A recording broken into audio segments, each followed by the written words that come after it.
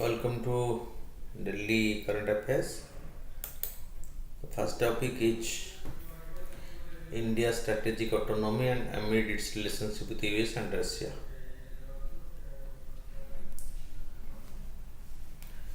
The article discusses India's strategic autonomy amid its relationship with the US and Russia. It will explain that India's approach to foreign policy allow it to make independent decisions despite global pressures. This autonomy help India balance its ties with both Russia and with the West because right now, in the aftermath of Ukraine war, the Russia and the West are on two different sides opposed to each other.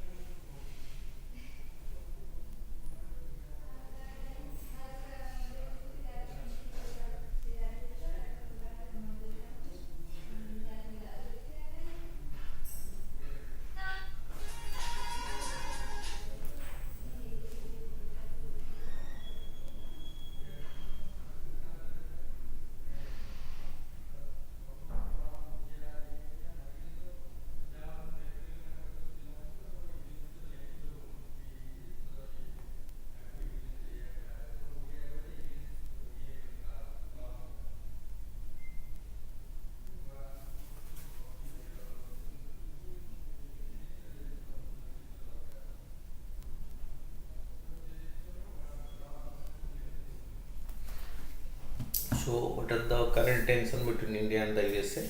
Recent diplomatic strains. The tension between India and the USA has escalated due to India's neutral stand on the Ukraine conflict and its continued partnership with Russia. In the post-Ukraine situation, so India is maintaining a neutral stand, and the biggest thing, it cannot be called neutral because India is purchasing huge oil from Russia.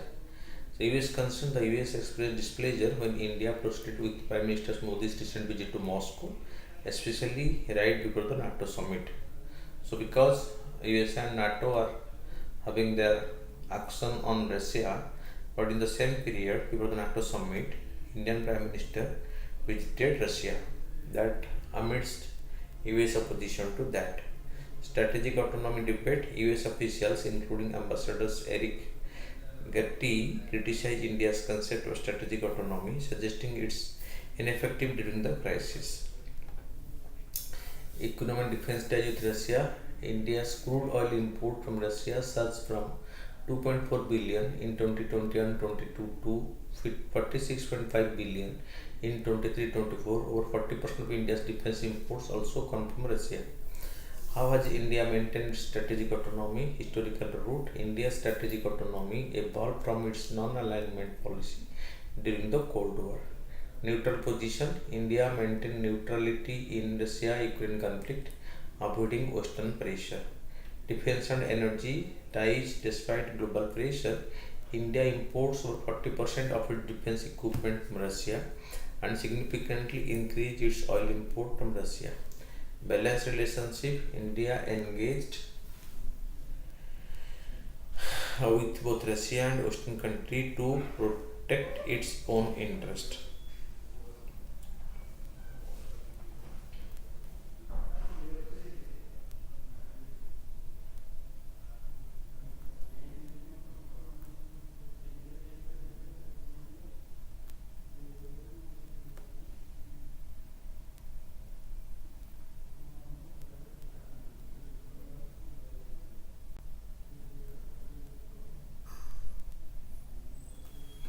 Okay, so India's strategic autonomy evolved from its non-alignment policy during the Cold War period, when India wanted neither to join the Russian camp or the Soviet camp nor the American camp, the socialist and the capitalist camp, respectively.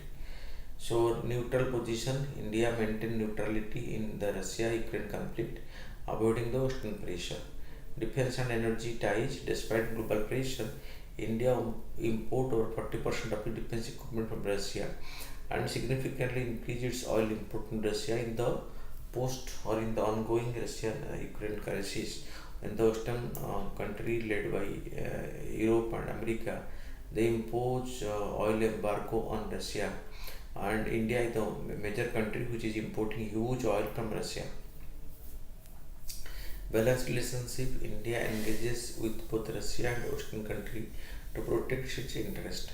Multilateral approach, India supports a multilateral global order, ensuring its voice and that of the global south are heard. What is the significance of India relations with Russia? Continental Asia. India collaborates with Russia for economic progress, connectivity, and security in Eurasia. Balancing China. India's ties with Russia can act as a counterbalance to Russia's growing relationship with China. The strategic autonomy. Maintaining this relationship allow India to pursue its own interest without aligning strictly with any major power bloc. How does India view its role in a multipolar world? Strategic autonomy. India maintains strategic autonomy to navigate global relations based on its national interest, balancing ties with major powers like the USA and Russia. Global Balancing Act. India's approach aims to maintain neutrality and cooperation with different global power, avoiding alignment with any specific bloc. Positive some perspective. By promoting multilateral interactions, India supports a more inclusive global order, viewing international relations as opportunity for mutual benefit rather than competition.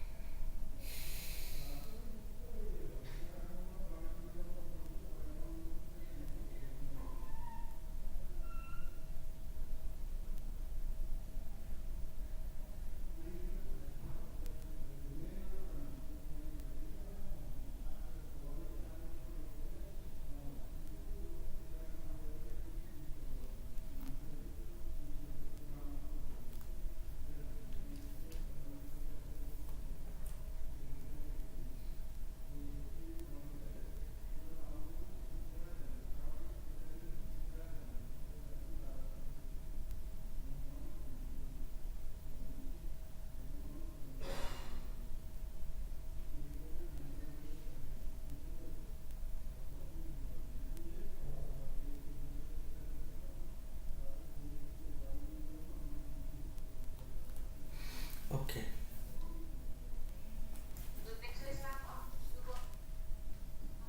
class Raj. Kono, Kuda, Kono, Golde.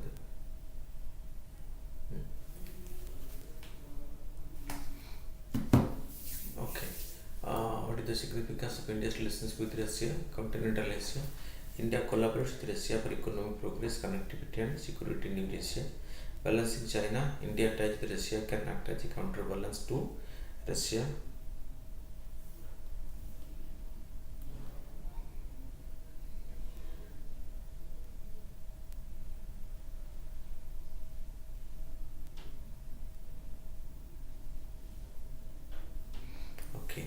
Then strategic autonomy, maintaining this relationship allows India to pursue its own interest without aligning strictly with any major power bloc.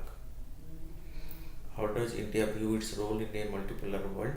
Strategic autonomy. India maintains strategic autonomy to navigate global relations based on its national interest, balancing its ties with major powers like the USA and Russia.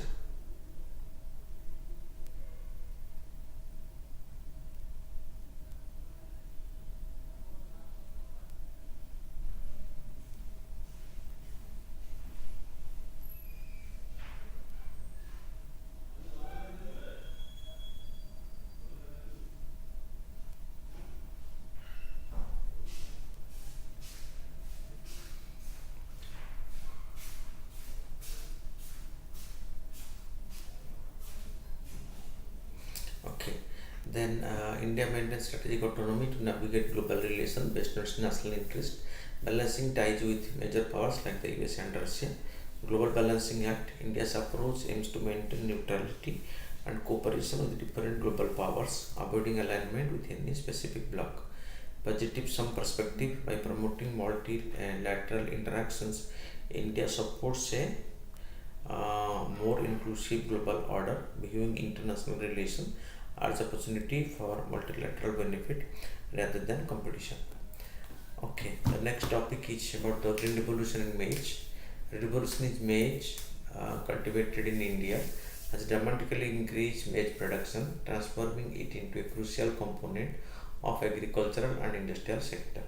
From 1999 to 2000 to 2023-24, India's maize production tripled from 11.5 million tons to over 35 million tons, with per hectare yield ranging from 1.8 to 3.3 tons. This growth was achieved without the same level of public attention to what is being accorded to both wheat and rice.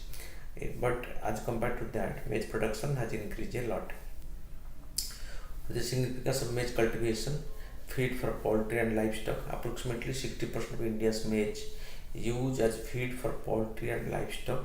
Maize providing essential carbohydrates form a significant part of broiler and egg layer feed indirectly consumed by households through chicken, egg and the milk, because indirectly they are consumed by human, because the milk taken by the livestock like the poultry and the dairy sector is indirectly also consumed by the human being. Industrial application, around 14 to 15% of the maize is used industrially, particularly for its high starch content, which is utilized in textile, paper, pharmaceutical, food and beverages industries. Ethanol production, maize is increasingly used as a feedstock for ethanol production, particularly during the off-season for sugarcane. Development of wax maize hybrid with high amylopectin starch content, such as the IRS AQWH4, has enhanced its suitability for ethanol production, because the biofuel ethanol is also being produced from the maize. The development happened in India. Wax maize hybrid. The Indian Agricultural Research Institute (IRI) developed India's first waxy maize hybrid.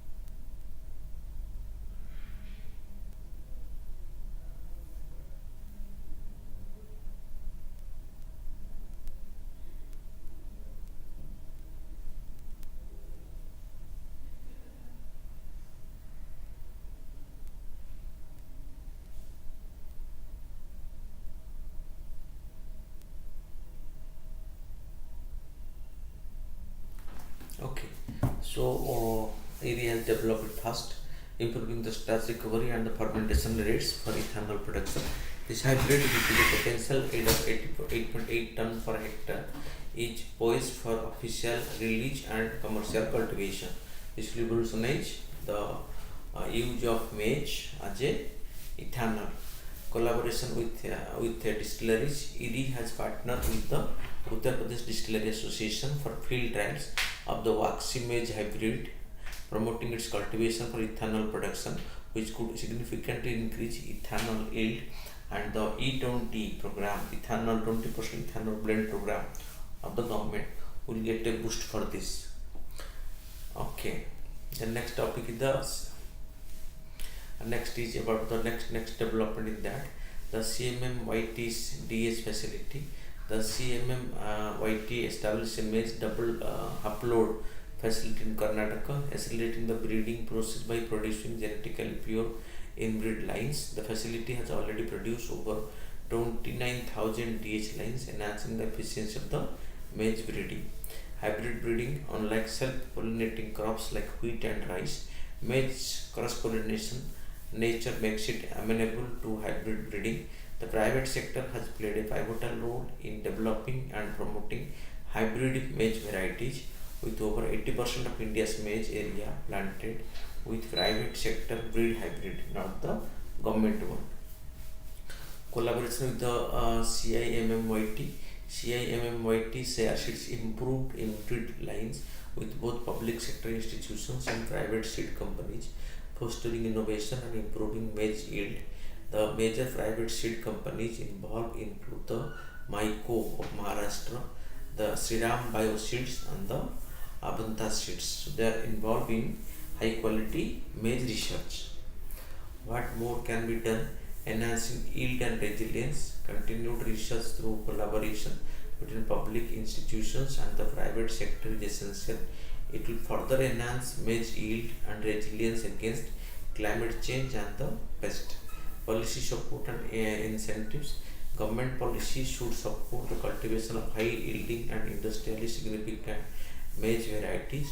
It ensures that farmers benefit from improved technologies and market opportunities. Sustainable practices. Promoting sustainable farming practices and efficient resource use will be crucial in maintaining and enhancing maize production without compromising environmental health. Okay, then the next topic is about the GST.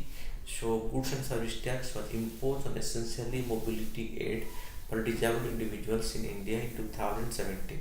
It highlights a severe injustice because the disabled people, they need some instrument to make them be locomotor able, but 5% tax is charged on the prosthetic limbs, the brailliers and wheelchairs, effectively penalizing disabled individuals for their basic needs, because 5% tax make the item little costlier. So that is a hindrance, you can say, on the disabilities.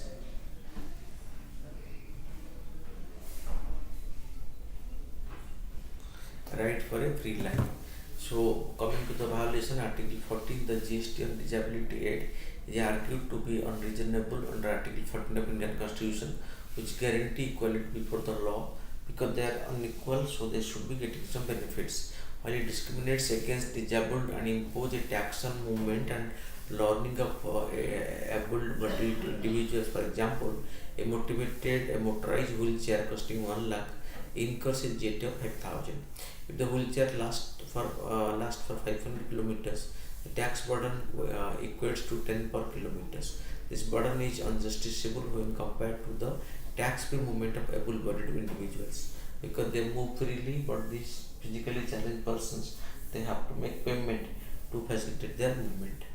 So blind individuals face an additional tax burden due to GST on the braille publishers, furthering their economic and social marginalization. Article 15, the GST on disability aid could be interpreted as violating Article 15, which prohibits discrimination on various grounds, including place of birth.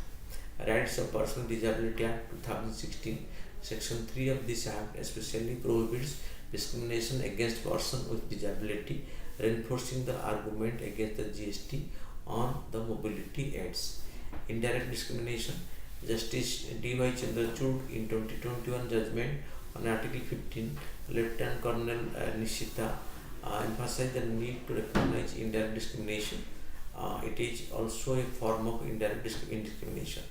Contradicts government stand. The situation contradicts the government stand concern for disabled individuals, whom Prime Minister Narendra Modi referred to as Divyanga, because the physically challenged of the disabled persons are renamed as Divyanga by the Prime Minister, but imposing a tax on their products by 5% is somehow discrimination to them. Supreme Court judgment. Supreme Court has time and again struck down the law after the test the constitutionality of the tax levied by the government. For example, in cases such as the Sakal paper 1916 case, Indian Express 1984, and the Asirvada film in 2007. What should be done? Reform tax policy. Policymakers should ensure that tax policy do not disproportionately impact marginalized groups, including disabled persons. Enhance legal protection. Strengthen legal framework to prevent indirect discrimination and ensure that all policies promote inclusivity and fairness. The next topic is India need a national law to tackle superstitious practices. The article discusses the need for a national law in India to tackle superstitions. It highlights debate between the experts on that whether existing state law are sufficient or if a broader national law is necessary to address the issue more effectively. What is the need for national anti-supernational superstition law? Gap in current legislation. Current criminal law do not specifically target superstitious practices, causing reluctance among police to act against the fraudulent godman. Existing acts limitations. The Drugs and Magic Remedies Objectionable Advertisement Act 1954 is riddled with loopholes that fail to address many superstitious practices effectively. Successful state models. States like Maharashtra and Karnataka have specific law that successfully address superstitious practices, indicating the effectiveness of the tailored legislation. Need for comprehensive coverage. Due to the uneven presence of state-specific law, many regions remain unprotected. A national law could ensure comprehensive coverage addressing superstitious practices uniformly across all the states. Okay, what are the implementation of challenges? Lack of sensitization. Law enforcement agencies are not adequately sensitized to address superstitious practices, influenced by cultural biases that hinder objective enforcement. Reluctance to file cases. Police officers often show reluctance to file FIR against superstitious practices, with investigations frequently compromised by political influence, leading to low conviction rate. Then the caste discrimination. Superstitious practices often involve caste-based discrimination, which is not always recognized or addressed by the authority, highlighting a gap in understanding and enforcement. Okay, how to balance law and religious freedom? Okay, implement reasonable restrictions. Use of 25 of the Constitution, Article 2 of the Constitution, which allow for reasonable restrictions based on public order, morality, and health to balance law against superstitious practices with religious freedom. Define exploitative practices. Clearly define what constitute exploitative and superstitious practices, distinguishing them from legitimate religious belief to prevent overreach. Protect fundamental rights. Ensure that anti-superstition law also protect other fundamental rights like the right to life and against untouchability, highlighting the exploitative practices cannot be justified as religious right.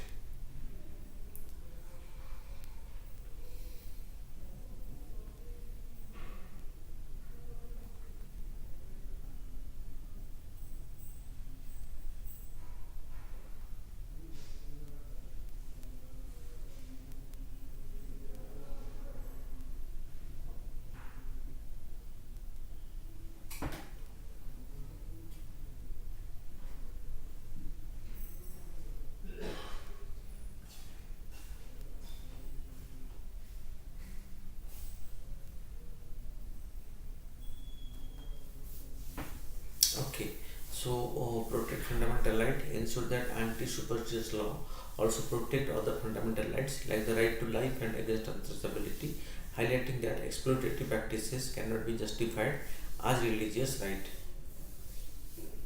Judicial oversight, maintain robust judicial oversight to review cases and prevent misuse of law against religious practices. What should be done? Enact national legislation, implement a national anti-superstition law model after the Maharashtra and Karnataka to provide specific legal provisions against superstitious practices. Sensitive law enforcement, conduct comprehensive training program for police officers and fast responders to address cultural biases and enhance their ability to enhance superstitious practices. Promote restorative justice, develop restorative measures for victims, including establishing a victim compensation fund and ensuring social security scheme for those affected by witch hunting and other practices.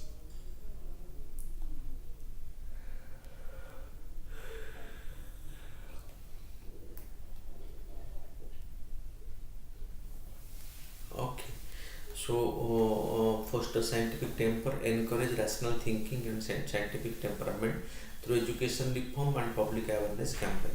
Monitor implementation, regularly review and amend the law to address local concern and improve its effectiveness, ensuring that it does not conflict with the constitutional rights.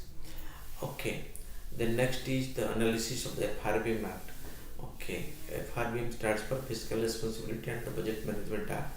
Okay, it was passed in 2002 and enacted, coming to force in 2003. The article highlights India's journey of fiscal responsibility and Budget Management Act and the lesson that India can take from its journey. The Fiscal Responsibility and Budget Management Act, enacted in October 2003, aimed to bring fiscal deficit discipline by mandating the central government to reduce the gross financial deficit to 3% of the GDP by 2008. This target was revised in April 2018 to focus on a debt GDP ratio of 40%, with the GFD of 3% remaining, gross fiscal deficit of 3% remaining the operational target. How was India's journey towards fiscal consolidation? First period 2003 to 8, reduction in the GFD and that gross fiscal deficit reduced from 5.8% in 2002-3 to 2.6% in 2007-8. So there is a drastic reduction in the gross fiscal deficit. Impact of the global financial crisis, the gross fiscal deficit surged to 6.6% by 2009-10 due to the global financial crisis following the collapse of the Lehman Brothers in USA, which is known as the subprime crisis. Peace and method.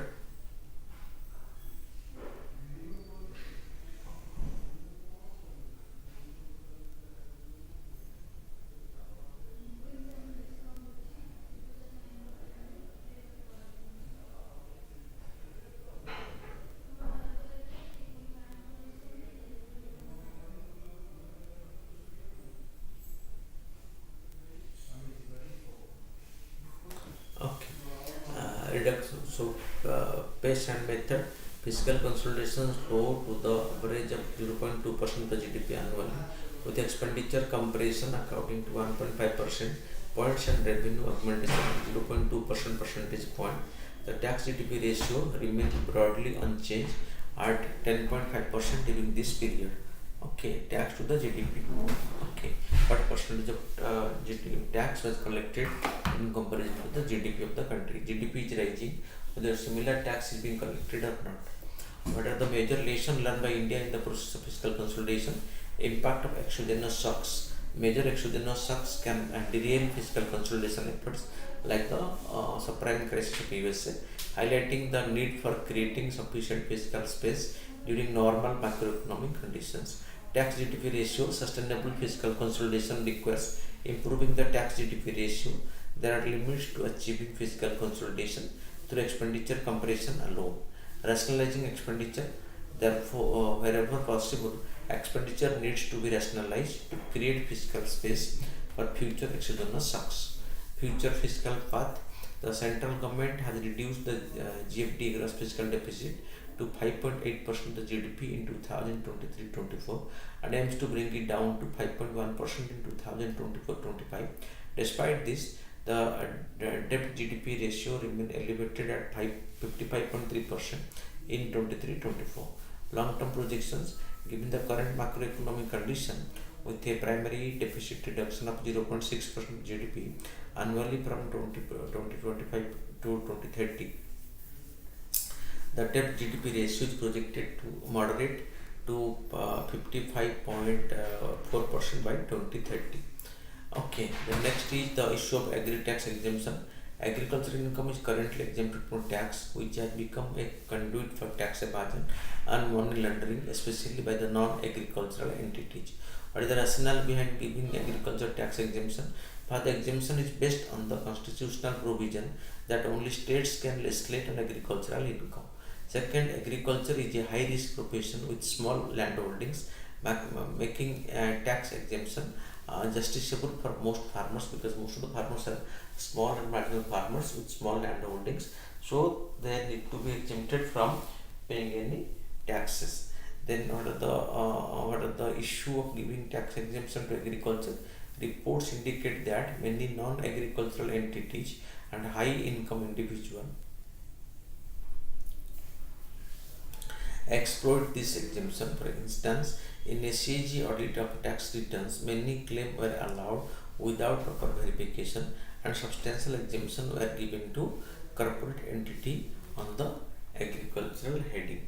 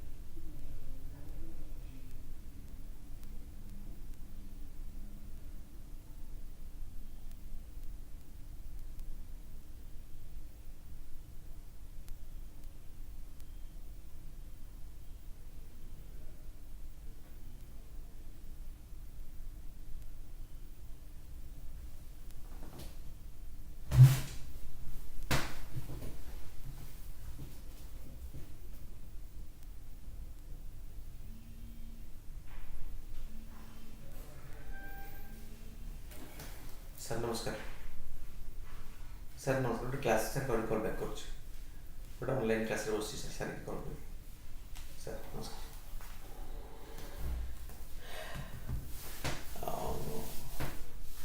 so agriculture is a high risk profession. What are the issue giving tax exemption to agriculture? Report indicate that many non-agricultural entity and high income individuals, so like the corporates, have enjoyed this benefit and have evaded the taxes, while government has not provided the easy experiment to this sector, other sectors. And after demands by the section, agriculture is continuously getting the exemption. What can be done? Long-term measures: implement a proper tax regime for agricultural income with threshold to protect small farmers while addressing the large-scale abuses. Just like the GST reforms, cooperative federalism can play a positive role in agri-sector reforms as well.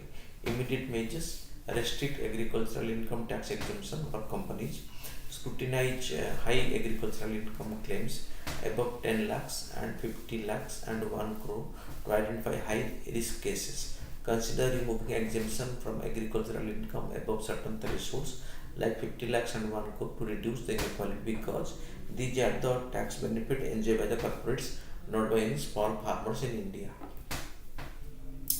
Next topic is recent trend in Indian trade. So the article discusses India's trade figure in June. Export increased slightly while import and the trade deficit also grew. It highlights concern in the bullion market and the decline in gems and jewelry export. The article calls for a stable trade policy to support Indian exporters and boost job creation. What are the recent trends in India's trade? Increase in export. India's goods export rose from third consecutive month in June, increasing by 2.55% to reach 35.2 billion. Growth in import. Imports grew by 5% to $56.2 billion, although this figure is lower than May peak of $62 billion.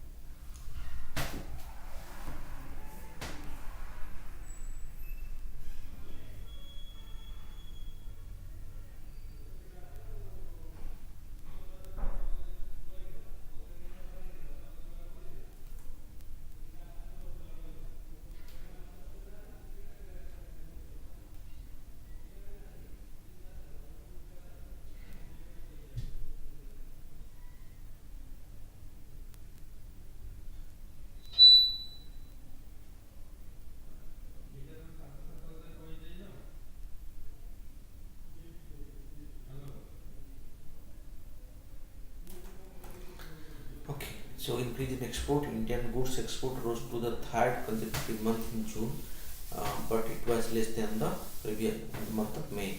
Trade deficit dynamics. The trade deficit expanded by 9.4% compared to the last June of 2023, but could slightly from the previous month, entailing $21 billion.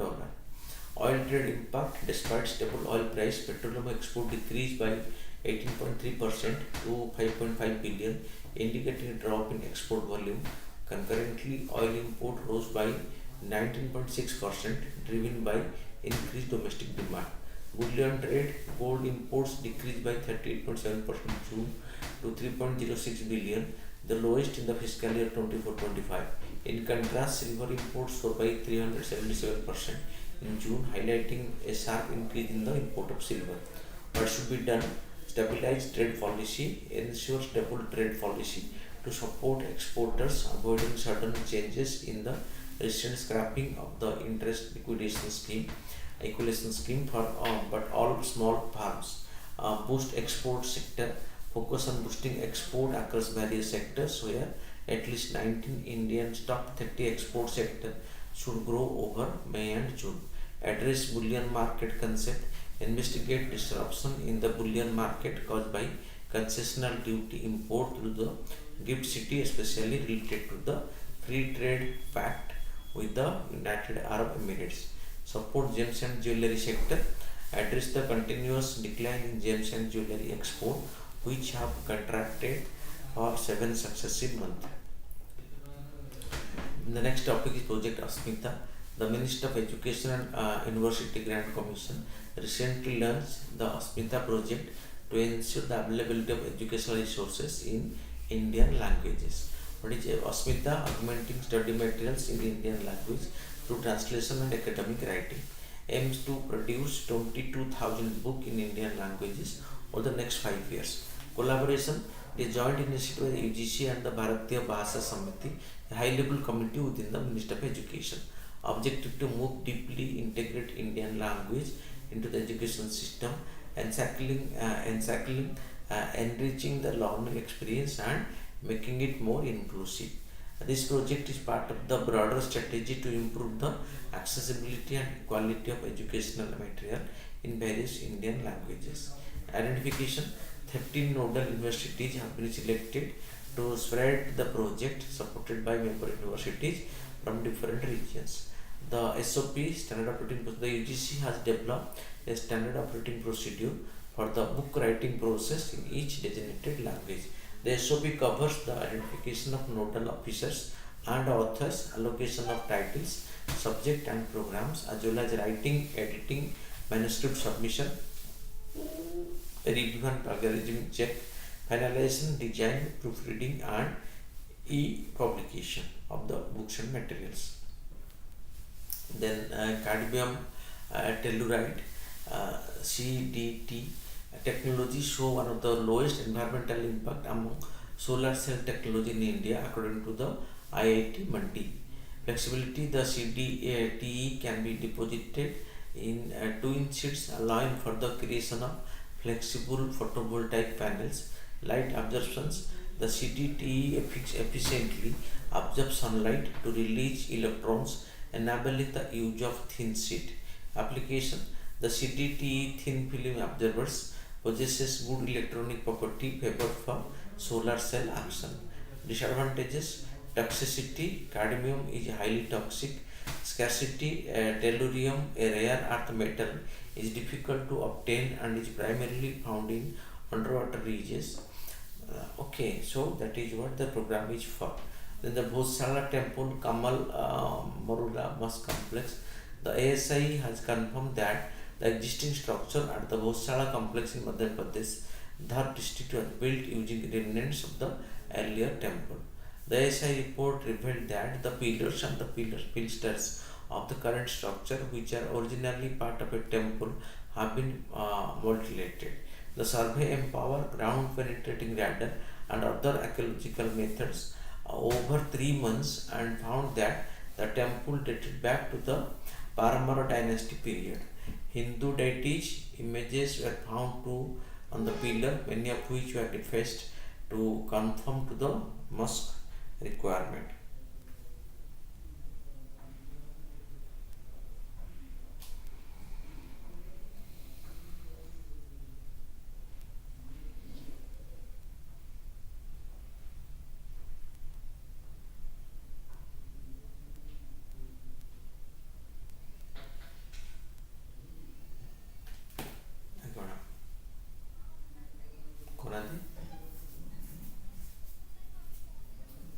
कहीं रही कौन घर पुणी सब घर बाहर थे पुणी घर रही पुणी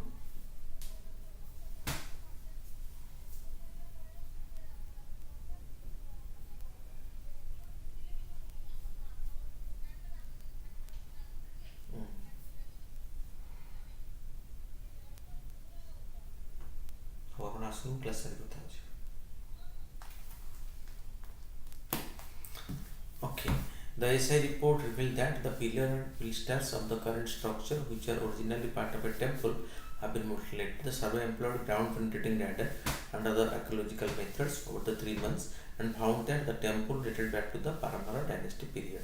Additionally, inscriptions from the 13th century CE were discovered. The SI also referenced historical accounts of the temple conversion into mosque by Khilji King Muhammad in 1455. Then foreigner tribunals. Recently, the Assam government instructed the broader wing of the state's police not to forward cases of non-Muslim who enter India illegally before 2014 to the Foreigners Tribunal. This aligns with the Citizenship Amendment Act 2019, which allow non-Muslim, including Hindus, Sikh, Christians, Parsi, Jain and Buddhist, fleeing persecution in Afghanistan, Bangladesh and Pakistan to apply for citizenship. About the Foreigners Tribunal are quasi-judicial bodies established under the Foreigners Order 1964, which is based on the Foreigners Act of 1946. Their primary purpose is to determine whether a person suspected of being a foreigner is an Indian citizen. These tribunals are unique to Assam, as other states handle cases of alleged illegal migrants under the Foreigners Act without the use of the Foreigners Tribunal.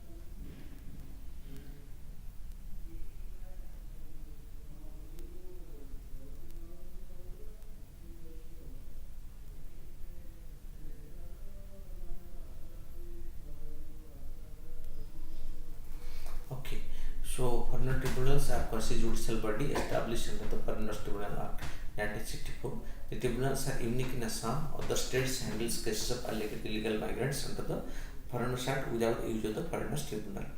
Structure and operation: each foreign tribunal is headed by a member who is typically a judge, advocate, or civil servant with a judicial experience. According to the Ministry of Home Affairs, there are 300 foreign tribunals in Assam as of 2021. However, the State Home and Political Department reports that only 100 of these tribunals are currently functioning.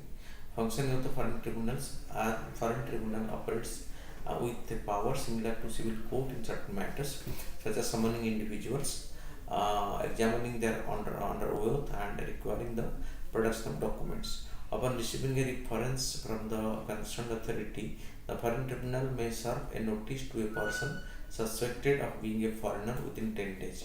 The individual then has 10 days to respond to the notice and another 10 days to provide evidence supporting their case. The tribunal is required to resolve the case within 60 days of the reference.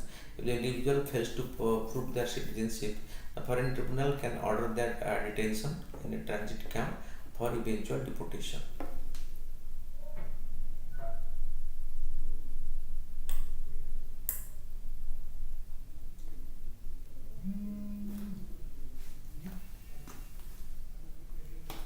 Hello. Okay.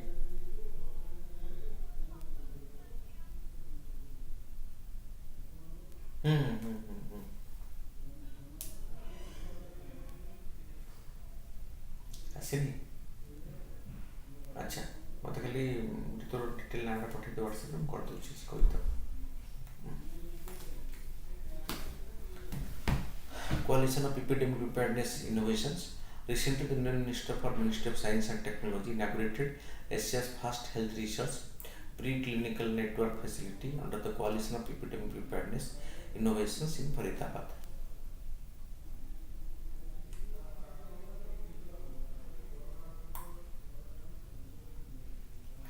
So it was a partnership between the public, private, philanthropic and civil organizations. So Government of Norway and India, Bill and Melinda Gates Foundation, Wellcome Trust and World Economic Forum are prime contributors to this. mission to accumulate and accelerate and develop a vaccine and other biological countermeasures against epidemic and pandemic threats, making them accessible to everyone in need. Achievement supported the development of over 50 vaccine candidates or platform technology target known high tax pathogen and potential future threats. Key initiative 100 days mission aims to reduce the time to develop safe, effective, and globally accessible vaccines in just 100 days. About this, the Department of Biotechnology, Ministry of Science and Technology, Government of India support the India SAPI mission. India's SAPI mission focus on rapid vaccine development for epidemic preparedness. It is managed through a dedicated program management unit, a biotechnology industry, research associate, and the council. So this much for today. Thank you for watching. Keep watching regular to update yourself. Thank you.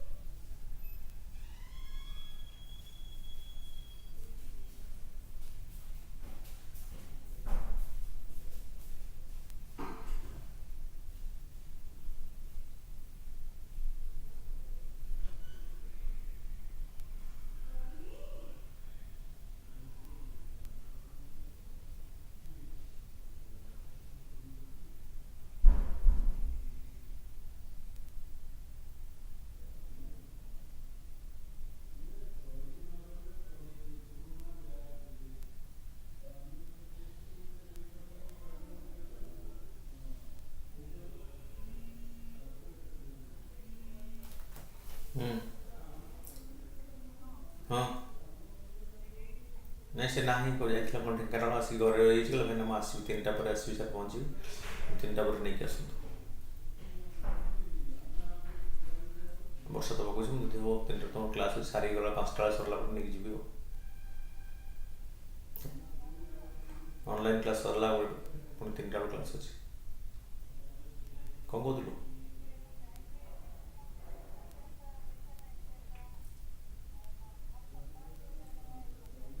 कहीं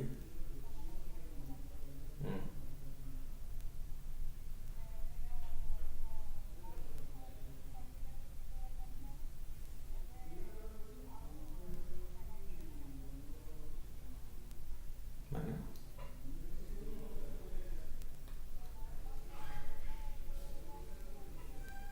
हम लोग गुड़ाई बच्चा cut जाता हो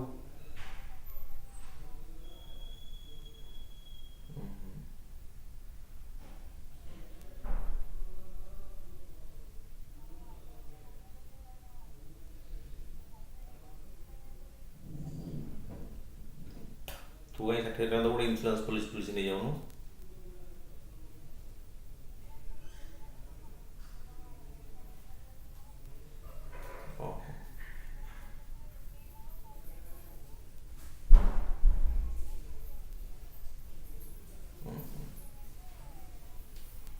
तो से अनुसार टैक्स प्लानिंग आगुरी करता ना इन कहले किंतु